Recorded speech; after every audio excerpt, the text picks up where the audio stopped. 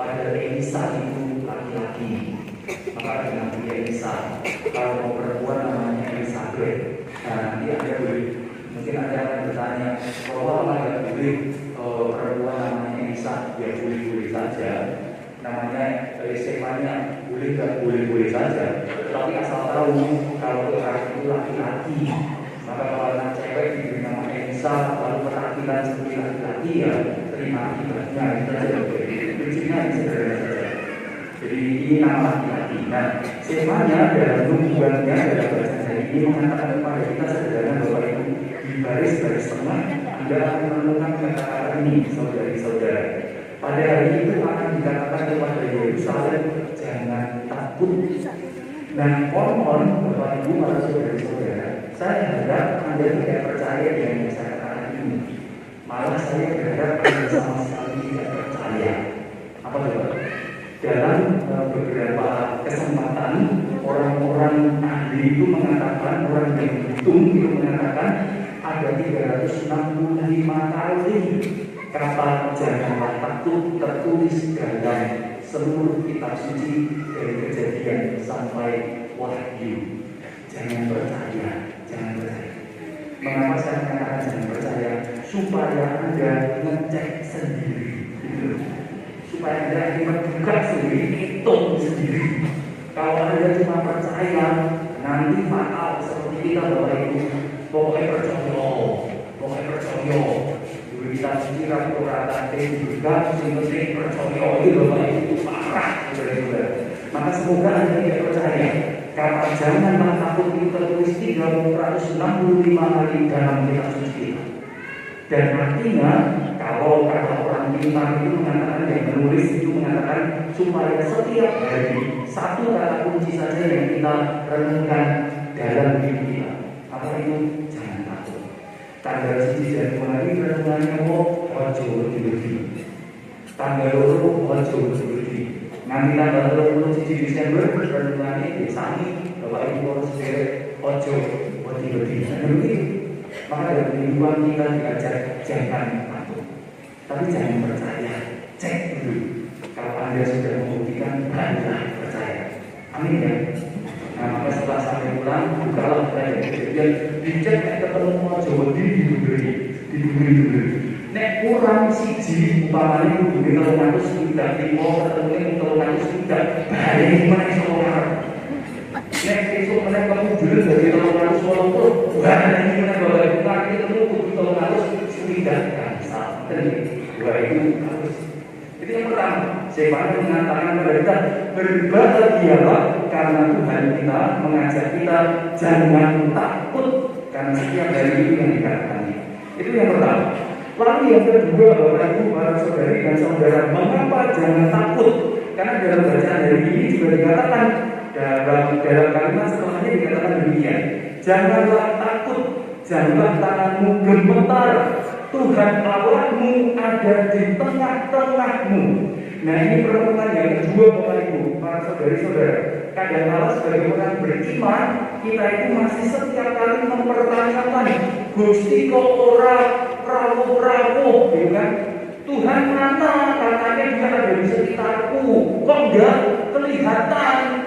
Tuhan kuwi dan Gusti janjane niat orang lho Gusti, kok saben-sabennya diganggu orang semaur, gitu kan? Nah, itu kan adalah pertanyaan kita. Gusti janjane ini adalah dua kita. Nah, bacaan dari ini mengajak kita berefleksi sederhana bahwa ini kita diingatkan malih saudara-saudara. Gusti menika yang sacara iman kita dosa Katolik juga iman yang lain dikatakan Tuhan itu maha besar.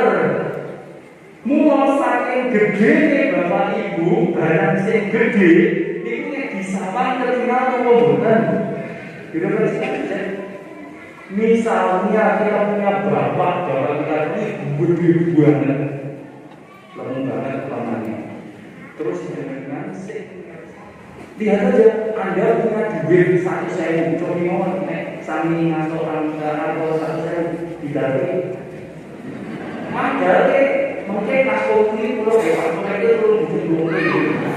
Tapi kalau Anda punya uang 100.000, cek kalau duit itu misalnya kok nek bisa doang.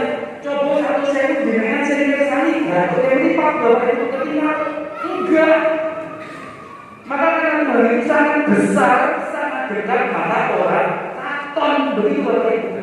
Para saudara-saudara, maka kalau Anda ingin melihat Tuhan lebih jelas, maka lihatlah dari jauh. Nah, perkara berikutnya bapak ibu, bisakah kita menjauh dari Tuhan? Jawabannya enggak bisa. Dengan demikian selama ini apakah kita bisa lihat Tuhan? Boten saged bapak ibu. Karena Tuhan sudah sangat amat dekat nanti orang tertinggal lagi. Saking dekat. Itu bapak ibu. Maka kalau kita berdoa antara Gusti dengan kita wonten pundi itu banyak orang jelas bapak ibu. Saudara-saudara, wong wis cedak hubungan kok dikira itu saja. Kalau kita mengatakan Tuhan engkau tidak kunjung hadir, nah itu cuma orang jelas karena Tuhan sudah dekat. Itu ya. Maka jangan lagi berdoa menurut Stefan hari ini bukan Allah itu di tengah-tengah. Saking dekatnya boleh sakit dipersani mati, magari wes hidup jadek. Ibu, ambil orang secara kita spirit satu saya mau bisa menceritakan tidak terlihat. Itu yang kedua soal rasa dari saudara. Nanti yang protes di luar saja ya. Itu yang kedua. Lalu berikutnya bapak ibu para saudara dan Injil hari ini kita diingatkan Paulus tadi mengatakan jangan takut, bersukacitalah, jangan khawatir akan apapun juga. Tetapi nyatakan keinginan Tuhan dan sesuatu. Nah saya ingin sampai ke pada Injil saja bapak ibu pertemuan yang ketiga. Tadi dikatakan demikian, bertobat para saudari-saudara, rupa-rupanya ada unsur yang menarik dalam bacaan hari ini. Bertobat itu kan yang sudah kita lakukan misalnya dengan cara sembahyang, nambahin waktu sembahyang. Lalu kemarin hari Senin sudah ada 5.000 orang yang mengakukan dosa, keren. Rumah kita cuma 3.500 yang ngaku dosa 5.000, keren juga. Nah, itu jadi tidak mengaku dosa. Ternyata pertobatan dalam bacaan Injil hari ini pun rupanya perlu sampai pada hal yang sederhana yang perlu kita pikirkan kembali. Anda sudah melakukan, tetapi rupanya bacaan hari ini memberi ilustrasi yang menarik bahwa perlu kita kembangkan sih. Tetapi saya hanya akan ngomong saja. Ketika Yohanes Pembaptis mengatakan pertobatan, orang-orang bertanya, bertobat. Lalu orang-orang yang mendengar ajakan Yohanes untuk bertobat itu bertanya, Pak John bertobat itu yang apa sih kudu tak tindaki? Itu kata-kata orang banyak. Maka orang banyak menghentikan Yohanes demikian kepada mereka. Yohanes berkata, siapapun yang punya 2 helai baju hendaklah membaginya dengan yang tidak punya. Maka Bapak Ibu please bertobatlah. Jangan memberikan baju lagi kepada saya, karena saya sudah punya baju. Kalau Anda mau memberi saya baju, pastikan baju saya di lemari sudah tidak ada.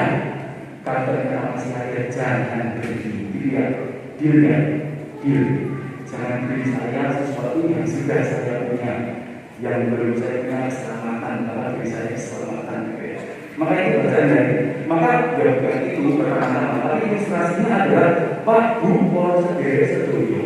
Kalau kita mau memberi baju, jangan kepada mari kita pikir, nek wong kuwi wis teko duwe kayak pembeli dari dhewe meneh kita mau itu Bapak Ibu, wong sak dino ngomong yo siji ada yang sekali pakai baju 5 lapis, enggak ada.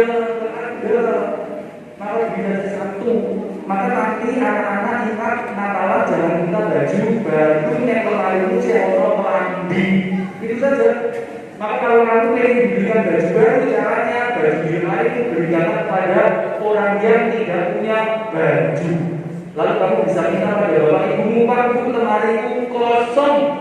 Kelambiku wis tak pengen ngomong sing ora duwe kelambi, maka tuh kono aku kelambi. Nah, itu relevan itu ya. Maka sekarang juga ya sebagai ilustrasi dari sini bisa dipikirkan, ini bukan untuk dilakukan begitu saja, tapi bisa direfleksikan. Maka istri kan kalau minta baju dari suaminya pastikan kemarin ada kosong. Kalau kemarin ada masih banyak isi bajunya, jangan minta, ya. Maka bersyukurlah itu. Suami-suami kalau nanti minta baju juga sama, pastikan teman-teman Anda stop. Nek siapa sih aku nyuwun rasukan. Itu pada ini yang perlu diberi baju adalah orang yang punya baju. Orang tidak punya juga perlu diberikan baju. Gitu. Kalau bajunya bolong-bolong jangan berikan baju, tetapi tempelan bolongannya. Itu ya, jadi modelnya itu inspiratif, tidak harus begitu saja dikatakan, tetapi bisa direnungkan. Lalu berikutnya dikatakan, siapa yang punya makanan, hendaklah dia berbuat demikian. Artinya berikanlah makanan kepada yang tidak punya. Nah, ini cocok Bapak Ibu. Saya dan Romo Ali malas masak, maka berilah kami makan. Bukan itu pertama-tama, tapi pikiran dari bahasa ini adalah Pak Bu. Ayo saudara-saudara, kalau kita punya makanan, mari kita berpikir tentang sajian yang ada di hadapan kita.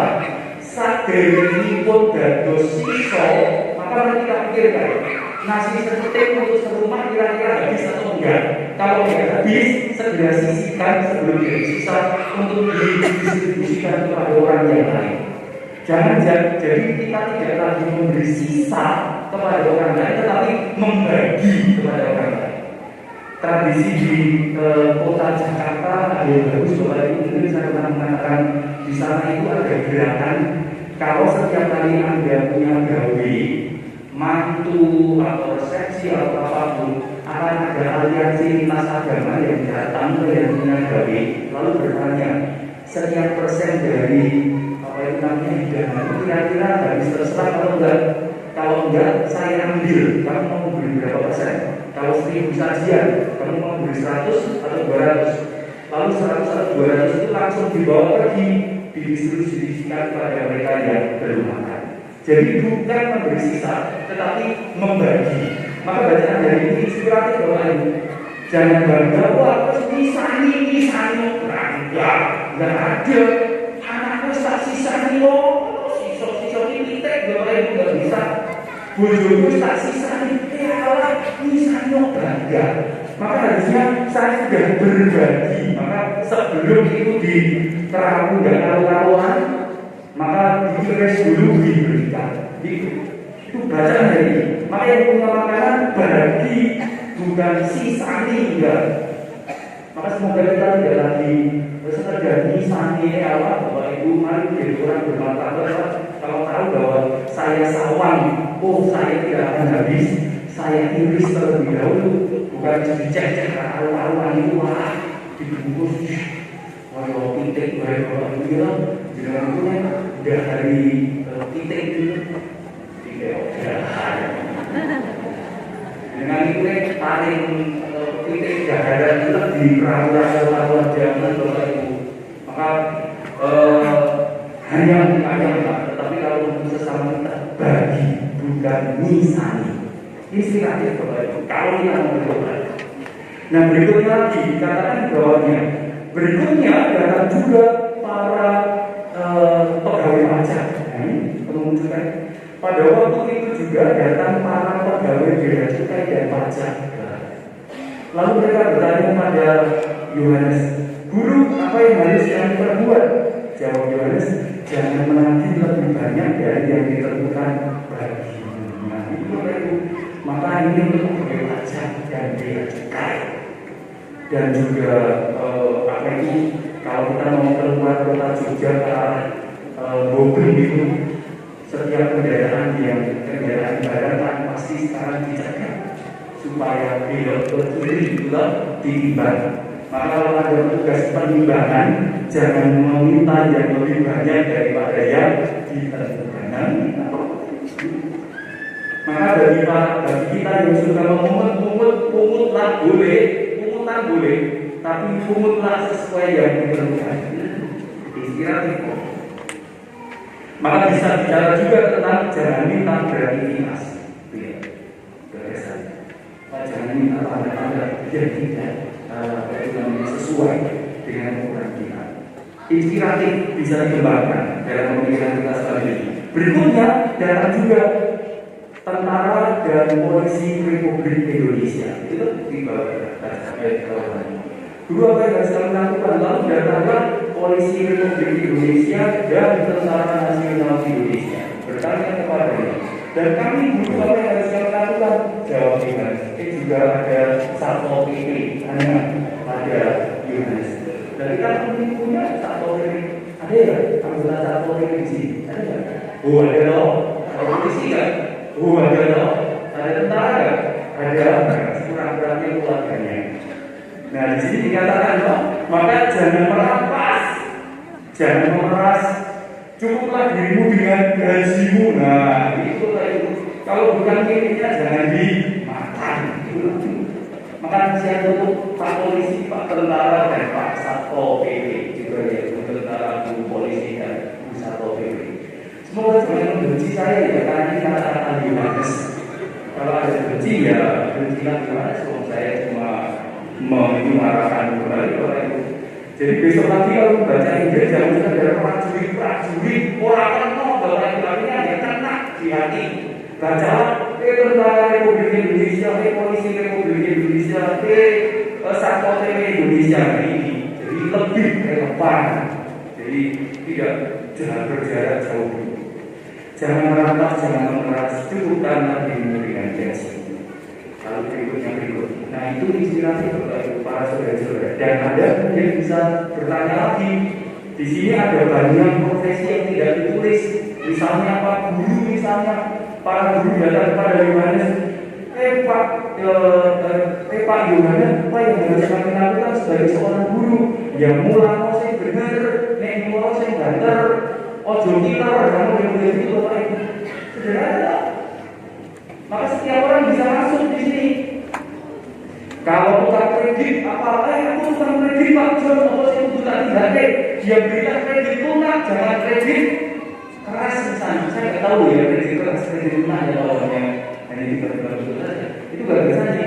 Apa yang harus kami lakukan? Pak John, saya itu atlet, apa yang harus saya lakukan? Ya sambil di pelatihan begitu. Maka pertobatan banyak meningkatkan dari hal-hal yang sangat real para saudara-saudara diinspirasikan kepada kita. Itu yang ketiga.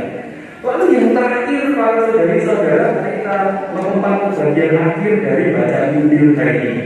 Di baris terakhir dikatakan demikian, alat penampi sudah di tangannya untuk membersihkan tempat pengirikannya, untuk mengumpulkan gandum dalam lumbung, tetapi sekam ia bakar.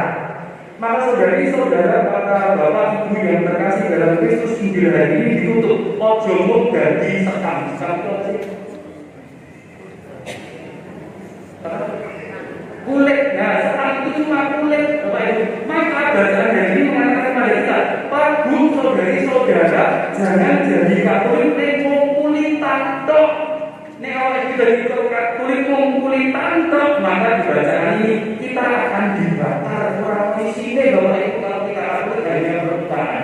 Maka dengan demikian, marilah kita menghasilkan gandum-gandum dalam hidup. Katolik itu Bapak Ibu, para saudari-saudara, ojo bukti ini diberikan Katolik nopo wis baptis. Iku lagi kulit Bapak Ibu, para saudari-saudara.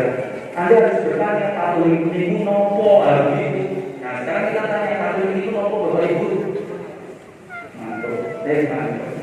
Kita ada Katolik nopo langsung mantuk.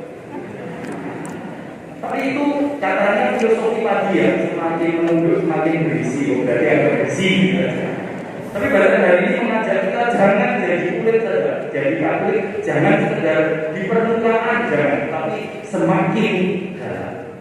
Maka sejak 2 tahun ini tahun yang kedua, Keuskupan Agung Semarang mengingatkan kembali supaya kita semakin menggali kekatolikan, semakin belajar tentang kekatolikan, supaya kita menggandum dan bukan menetap, supaya kita berisi bukan apa itu namanya tombol berbunyi. Itu saudara-saudara yang lalu yang terakhir ini akademik saja Bapak Ibu, para saudari dan saudara. Nah akademiknya begini Bapak Ibu, besok minggu ini kita akan Natalan loh. Nah Natalan itu biasanya nanti akan ada kerja bakti. Nah saya mau titip saja Bapak Ibu, nanti kalau kerja bakti kita perlu diskusi dulu. Resep-resep dulu ini caranya. Ini bukan bunyi lagi ya. Ini hanya luapan isi hati saja.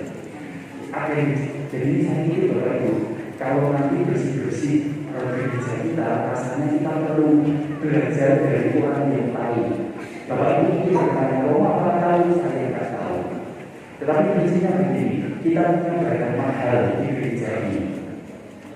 Kita punya bangku yang dipernis di gereja. Kita punya lantai yang seperti ini.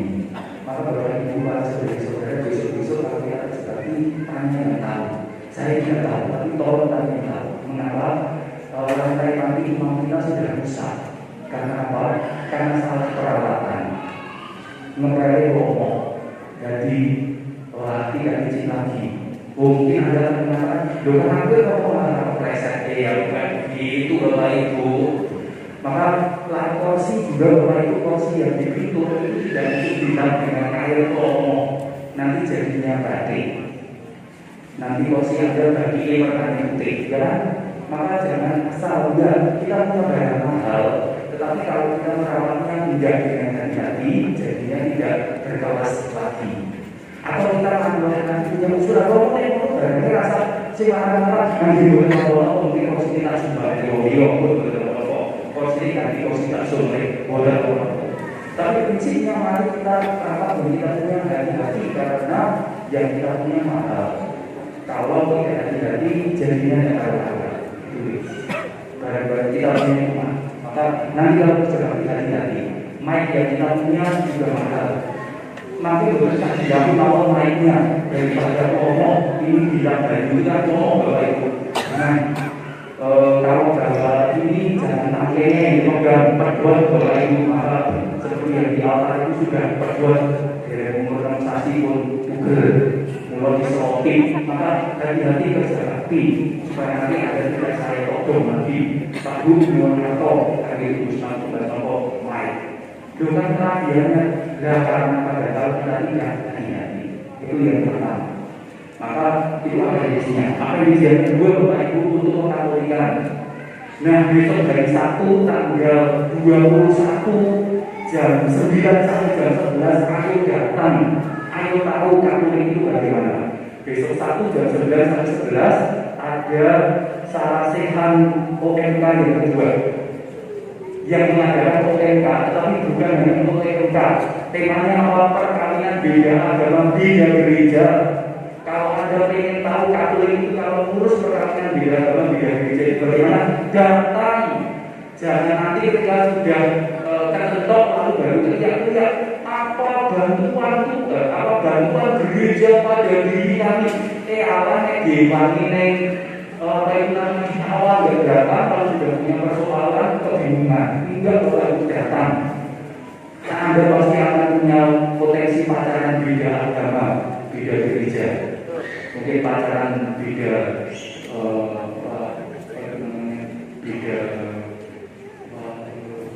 budaya, beda alam juga. Siapa tahu kalau pacaran dengan penghuni alam maka kita supaya kita jadi jelas gitu loh. Oh itu toh nih di bawah gitu ya diberi izin, tetapi kan kita harus tahu bagaimana dan risiko-risikonya. Jangan wis kecemplung lalu jalur turun dan bagaimana cara mengundi lagi itu baru. Jadi datang itu salah satu usaha kita supaya kita tidak hanya sekedar jadi sekam. Setiap kali ditanya kadang-kadang yang belum dan kita tidak dalam orang itu. Dan terus dia bingung nanti kalau orang itu berarti kan ini yang sertam jawaban seperti itu. Dan jadi gitu kan datang. Dan setiap kali ajaran katanya yuk Bapak Ibu rawuh, mungkin bukan untuk diri kita, tetapi bisa jadi apa yang kita punya untuk disampaikan pada orang-orang lain juga. Semoga ini musik, tetapi kalau terakhir di dunia ada nama Tuhan di